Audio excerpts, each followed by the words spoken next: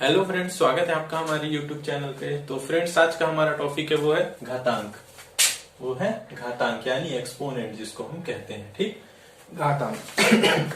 तो जैसे हमने पिछले वीडियो में पढ़ा था है ना कि वर्ग और घन पढ़ा था, तो हमने देखा था जैसे वर्ग पढ़ा था तो कहा था कि किसी भी संख्या का, मान लीजिए कोई भी संख्या हो, हम उसी संख्या का उसी में एक बार गुणा करते हैं तो उसे हम वर्ग कहते थे। क्या कहते थे उसे? वर्ग। यानी वर्ग को हम जनरली दो के पावर को दो के रूप में लिखते थे। यानी तीन है, तीन का हमने दो बार गुणा किया तो उसे हम दो के रूप में लिख दिया, यानी तीन की पावर दो, यानी तीन की घात कितनी हो गई? दो। तो हम किसी भी संख्या को उसी संख्या में ठीक जितनी बार गुणा करते हैं तो उसे हम क्या कहते हैं? उस संख्या की घात कहते हैं। तो यहाँ पे हमने दो को गुणा, मतलब तीन का गुणा हमने एक बार किया तो हमने यहाँ पे लिख दिया तीन कितने हो गए? दो। तो तीन की पावर कितनी लिख दी हमने? दो। और इसे हमने कहा था वर्ग कहा था, उसी प्रकार जैसे घन देखा था तो घन में हमने तीन बार गुणा किया था तो हम लिखते थे चार की पावर थ्री। तो इसे हम वर्ग कहते थे और इसे हम घन कहते थे। उसी प्रकार जब कोई भी संख्या हो, चाहे वो 15, 25, आप कोई भी संख्या लो, उसी संख्या का उसी में आप जितनी बार गुणा किए, मान लीजिए यहाँ पे हम चार बार गुणा किए, ठीक,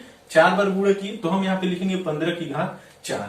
तो ये हमारा क्या होता है? घातांक होता है, यानी हम इसको घात बोलते हैं। 15 की घात 4, तो इसे क्या बोलेंगे? हम घात बोलेंगे। ठीक, और इसे तो जनरली हम वर्ग कहते थे और इसे क्या कहते थे? घन कहते थे। वो है, हालांकि इसकी क्या है? ये घात है, ये भी इसकी घात ही है, ठीक ना, लेकिन इसको नाम दे दिया। वो हम जब क्षेत्रमिति पढ़ेंगे तो जानेंगे कि आखिर इसको हम क्यों वर्ग बोलते हैं और इसको क्यों घन बोलते हैं।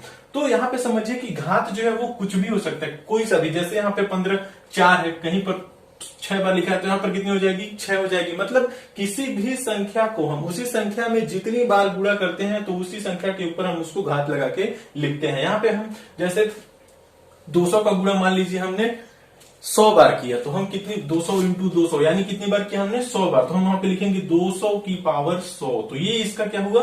घात हुआ। इसे हम क्या कहते हैं? घात कहते हैं। ठीक, तो आप समझ गए होंगे कि घात क्या होता है किसी संख्या का। ठीक, तो अब हम देखते हैं कि घातांक को हम जनरली यूज कहां पर करते हैं, कब हमें इसकी आवश्यकता पड़ती है। क्वेश्चन सॉल्व करते हैं तो हमारे पास कई छोटी बड़ी राशियां आती हैं। ठीक, जैसे आप तो पृथ्वी का द्रव्यमान ले लीजिए। पृथ्वी का द्रव्यमान क्या होता है? 2972। आप इसके बाद 21 ठो आप जीरो लगाइए, सोचिए कितना लंबा हो जाएगा। 21 ठो जीरो आप लगा दीजिए, है ना, 21 जीरो आप लगाएंगे तो ये बार बार आप जैसे हमें कैलकुलेशन ही करना, ठीक, इसके ऊपर जोड़ना घटाना कुछ संख्याएं लगानी है तो इसके अंतर्गत हम इसको बार बार जोड़ेंगे और इसको हम पढ़ भी नहीं सकते। जितना इसको लिखना कठिन होगा उतना ही इसको पढ़ना भी कठिन होगा। आप पढ़ लेंगे कितना जीरो इसके बाद, मतलब बार बार इसको पढ़ना है ना। ये तो एक है, ये पृथ्वी का द्रव्यमान है। इसके अलावा भी कई जैसे प्रकाश वर्ष होते हैं, पृथ्वी की त्रिज्या कितनी होगी, और मतलब इलेक्ट्रॉनों का प्रवाह कितना, मतलब 1 एम्पियर में कितने इलेक्ट्रॉन्स प्रवाहित होते हैं। तो ऐसे ऐसे कई क्वेश्चंस आते हैं हमारे सामने। ठीक, जब हम न्यूमेरिकल बनाते हैं, चाहे वो फिजिक्स के हो चाहे वो केमिस्ट्री के हो। इसके अलावा पृथ्वी की त्रिज्या दी हुई है, उसका सतही पृष्ठ निकालना है ना। तो इस टाइप के कितने सारे क्वेश्चंस आते हैं जिनमें बड़े बड़े अंक आ जाते हैं हमारे पास। तो उनको बार बार लिखना और पढ़ पाना हमारे लिए दोनों कठिन हो जाता है। इसके लिए हम इसको घातांक के रूप में लिख देते हैं। जैसे यहाँ पे 2972 है, ठीक, तो हम 2972 को क्या लिखेंगे घातांक के रूप में? यदि हमें पढ़ना है कि पृथ्वी का द्रव्यमान कितना होता है तो हम क्या बोलते हैं? 2972 इंटू 10 की पावर 21, है ना। ये अब हम मतलब इस पे हमें संक्रियाएं लगानी है। ठीक, तो हम इस पे क्या करेंगे? डायरेक्ट इसको जोड़ना घटाना कर सकते हैं और बार बार इसको हम लिख भी सकते हैं और पढ़ना भी आसान हो गया। तो इसके लिए हम इन संख्याओं को, जो हमारे पास बड़ी बड़ी संख्याएं आती है, ठीक ना, उन संख्याओं को हम क्या करते हैं? घातांक के रूप में लिखते हैं। इससे हमारा लिखना और पढ़ना दोनों क्या हो जाता है? आसान हो जाता है। और इसी को हम जनरली मानक रूप में लिखते हैं तो इसको 2.972 इंटू 10 की पावर 24, ऐसे, ये इतना किलोग्राम, ये पृथ्वी का द्रव्यमान। तो ऐसे बहुत सारे आपको राशियां मिलेंगी जो काफी बड़े बड़े होते हैं ना, तो उन्हीं को हम क्या करते हैं?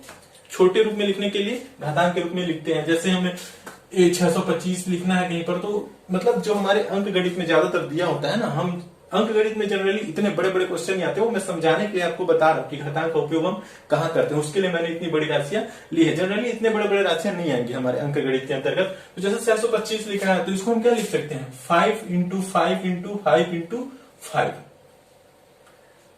5 पचम 25 बच्चे, 125 बच्चे 625, यानी 5 की पावर हम कितनी लिख देंगे? 4।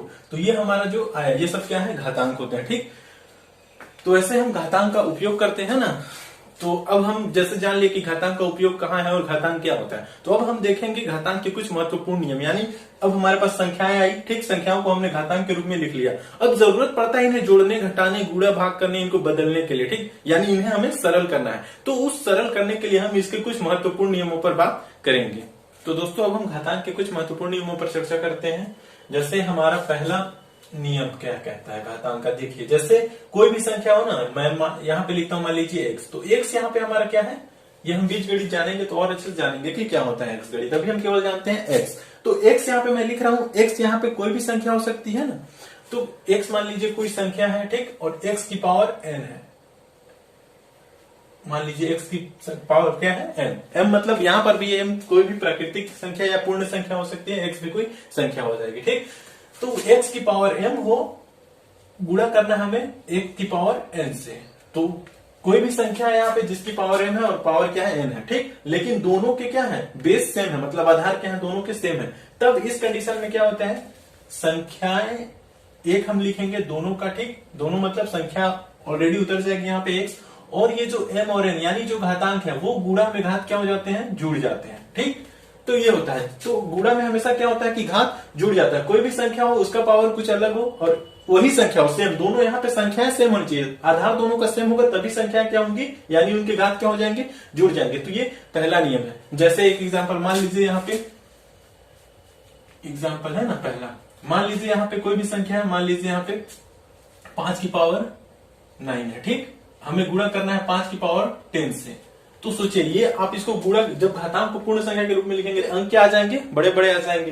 तो यहाँ पे बड़ा बड़ा लिखना तो संभव नहीं होगा, तो इसलिए हम उसको घात के रूप में लिखते हैं, है ना। तो अब यहाँ पे इसको गुणा करके हल करने की बजाय इसको हम डायरेक्ट घात के रूप में हल करते हैं। तो उसके लिए हमें ये नियम की आवश्यकता होगी। जैसे 5 की पावर 9 है और यहाँ पे दोनों का आधार सेम है ना, बस घात अलग अलग है, तो क्या होता है, संख्याओं को हम केवल 1 के रूप में लिख लेंगे, मतलब यहाँ पे 5 लिख देंगे और ऊपर के दोनों घातांकों को क्या कर देंगे, जोड़ देंगे, यानी 9 + 10 बराबर कितना आ जाएगा, 5 की पावर 19। तो ऐसे करके हम क्या निकालते हैं, पहला नियम सीखते हैं, ऐसे है ना। ऐसे हम कोई भी संख्या दिया हो, ठीक, जिनका आधार सेम हो, बस घात अलग अलग हो और गुणा के रूप में हो, मतलब संख्याओं को हमें गुणा करना है, ठीक, और संख्याएं दोनों सेम है, बस उनका क्या है, घात अलग अलग है। तो हम उसको डायरेक्ट क्या करते हैं, एक तो संख्या लिखते हैं और ऊपर वाले को क्या करते हैं, जोड़ देते हैं, यानी गुणा में घात क्या हो जाते हैं, जुड़ जाते हैं। हमारा पहला नियम है। आप कोई भी एग्जांपल इससे रिलेटेड, बस उनका आधार सेम होना चाहिए। क्या होना चाहिए, इनका आधार दोनों का सेम होगा, तभी ये नियम फॉलो होगा। और कहीं पे लिखा 4 की पावर 2 × 3 की पावर 4, तो याद रखिए ये नहीं जुड़ेगा, ये क्या होगा, इसमें घात नहीं जुड़ेंगे क्योंकि दोनों का आधार अलग अलग है। तो यहाँ पे ये सब समझने वाला चीज है ना, तो इसको आप ध्यान दीजिएगा। दोनों का जुड़ने के लिए ये नियम तभी फॉलो होगा जब दोनों क्या हो, सेम हो, है ना, दोनों आधार सेम हो। दोनों अगर यहाँ पे 4 है और यहीं पे 4 होता, तब यहाँ पे आता है 4 की पावर 6 हो जाता है, 4 और 2 6। तो मतलब दोनों आधार सेम होना चाहिए, तभी घात क्या हो जाएंगे, जुड़ जाएंगे। तो ये हमारा पहला नियम था। उसी प्रकार से हम जैसे दूसरा नियम देखते हैं, कोई भी संख्या है ना, x हो, पावर m हो, और मान लीजिए भाग करना है, ठीक, पावर n हो, दोनों का आधार यहाँ पे भी सेम होना चाहिए, पावर भले कुछ भी हो, ठीक ना। तो वहां पे क्या होता है, x की पावर m - 1 मानी, जब यानी कि जब आधार सेम हो, ठीक, आधार क्या हो, सेम हो और घात अलग अलग हो, आधार सेम हो, तो वहां पे और भाग करना है, जनरली वहां पे भाग होगा, तो संख्या मतलब उनका घात क्या हो जाता है, घट जाता है ना। क्या होगा, घात घट जाएगा। मतलब एग्जांपल देखिए पहला इसका भी, जैसे मान लीजिए यहाँ पे 2 की पावर कितनी है, मान लीजिए 15, भाग करना है हमें 2 की पावर 7 से, ठीक। ये तो यहाँ पे क्या होगा, देखिए दोनों आधार सेम है, तो हम आधार 1 ले लेंगे 2 और ऊपर घात क्या हो जाएगा, घट जाएगा। तो 15 - 7 बराबर कितना आ जाएगा, 2 की पावर 8। 2 की पावर कितनी आ जाएगी, 8। तो यहाँ पे क्या है कि दोनों जब आधार समान हो और हमें भाग करना है, यानी दोनों आधार समान हो, घात अलग अलग हो और उनका हमें भाग करना है, इसको हम इस रूप में भी लिख सकते हैं, x की पावर m अपॉन x की पावर n। तो यही होगा x की power m upon m minus n। तो ये मतलब कहीं पर भी आधार सेम हो, घात अलग अलग हो और हमें भाग करना है, तो मतलब भाग में क्या होते हैं, घात घट जाते हैं जब आधार सेम हो तब, ठीक। यहाँ पर भी देखिए सेम होता है ना, जैसे यहाँ पे दोनों आधार सेम होना चाहिए और आधार दोनों अलग अलग हो, तो ये कंडीशन लागू नहीं होगा, है ना, मतलब ये सूत्र फॉलो नहीं करेगा। इसीलिए दोनों आधार सेम होने चाहिए, तभी घात क्या होंगे, घट जाएंगे। हम देखते हैं दोस्तों तीसरा नियम, है ना। तो तीसरा नियम क्या कहता है कि कोई भी मतलब कोई भी संख्या हो, यदि उसका पावर m हो और कोई उसका होल पावर क्या हो, कोई अलग संख्या हो, ठीक। मतलब कोई भी संख्या हो, जरूरी नहीं है यहाँ पे 2 है तो यहाँ भी 2 हो सकता है ना। तो कोई भी संख्या हो, उसकी कुछ घात हो और उस पूरी संख्या का भी कुछ घात हो, तब क्या होता है यहाँ पे जनरली x की पावर कितनी हो जाएगी, m इंटू n, मतलब दोनों का गुणा हो जाता है, ठीक। मतलब क्या होगा, दोनों का गुणा हो जाएगा, ये दोनों घात का, ठीक, और संख्या वही रहेगी, ठीक। तो जैसे हम एग्जाम्पल इसका भी देखते हैं। मान लीजिए कि कोई संख्या है, मान लीजिए कितना है 15 एक संख्या है, ठीक। इसकी पावर कितनी दी हुई है 3, इन दोनों इनका होल पावर कितना है, मान लीजिए 12। अब सोचिए ये संख्या को हम यदि लिखते तो कितनी बड़ी हो जाती है ना। 15 को हम पहले 3 बार गुणा करते, फिर जो आता उसका हम 12 बार गुणा करते, फिर उसको घात के रूप में लिख सकते थे, है ना। लेकिन यहां पर हम डायरेक्ट इसको क्या कर सकते हैं, 15 की पावर कितना लिख सकते हैं, 12 तिया 36, यानी ये कितना आ जाएगा 15 की पावर 36। तो ऐसे मतलब ये यहाँ पे काम आता है, ये वाला नियम जनरली, जहां पे घात का घात हो, मतलब एक घात हो उसका भी होल घात हो, ठीक ना, तब हम इस नियम का प्रयोग करते हैं। यानी किसी संख्या का घात कुछ हो और उसका भी होल घात हो, तब हम वहां पे गुणा कर देते हैं दोनों घात का, मतलब m इंटू n हो जाता है। इस प्रकार से कोई दूसरा एग्जाम्पल, जैसे मान लीजिए 135 हो, 135 की पावर 2 है, का होल पावर 5 है, तो यहाँ पे भी कुछ नहीं, दोनों का हम गुणा कर देंगे, यानी 135 की पावर कितनी आ जाएगी, 5 दूना 10, तो ये हमारा आंसर आ जाएगा, मतलब 135 की पावर 10। यहाँ पे मतलब वही है ना, दोनों का मतलब गुणा हो जाता है, दोनों घात और मेन घात का क्या हो जाएगा, यहाँ पे गुणा हो जाता है। तो ये हमारा था तीसरा नियम। तो दोस्तों अभी तक जो हमने 3 नियम देखे, ये सबसे आसान नियम है, ठीक। ये जनरली आपको पता होगा, अगर नहीं पता है तो मतलब इसको आप जरूर जानिए, है ना। और इसको आप इतनी बार मतलब प्रैक्टिस करिए, इतनी बार बनाइए कि आपको हमेशा याद रहे, आप भूले ना, ठीक। ये जो 3 नियम है, इसके अलावा जो और नियम है इसके आगे के, वो हम अगले वीडियो में कंटिन्यू रखेंगे। हालांकि ये थोड़े बेसिक लेवल पे रहेंगे, आपको हाई लेवल में भी मतलब आने वाले अगले वीडियो में हाई लेवल पर भी मिलेंगे, मतलब और कई नियम है इसके बड़े बड़े, तो उसको हम देखेंगे और उनका कुछ मतलब घातांकों पर ही कुछ सरलीकरण होंगे जिनको हम अगले वीडियो में देखेंगे। तो अभी केवल हम इनके कुछ नियमों पर ही चर्चा करेंगे, अभी 2-3 वीडियो में जितने भी नियम है, ठीक। तो हम केवल घातांक पर ही अभी बात करेंगे, तो आप मतलब इस पर बार बार प्रैक्टिस करिए।